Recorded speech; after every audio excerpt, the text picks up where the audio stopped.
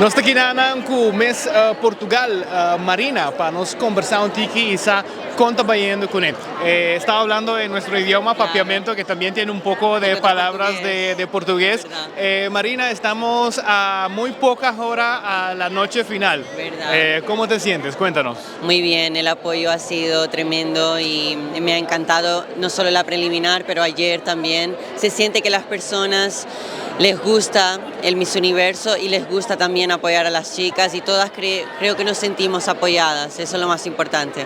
Ayer también fue la noche de la traje nacional, ¿cómo te fue ahí? Muy bien, me encantó también la reacción de las personas, el apoyo encima de todo. Cuéntanos un poco de tu traje nacional.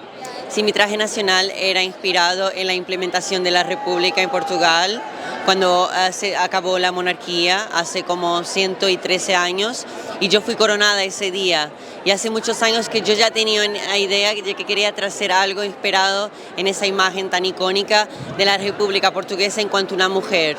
Y lo hicimos en una semana ese traje, entonces fue algo muy fuerte. El último día que salí de Portugal me fui a buscar el traje a Lisboa y lo probé una vez y ya está. Bueno, ¿cómo de importante ves tu participación aquí para el mundo de la igualdad? Creo que es el año más diverso de todos los años y me encanta que estamos aquí, no solo dos mujeres trans, pero una mujer plus size, ya una mujer que está haciendo historia también porque con más edad en participar, una mujer con más de 30 años.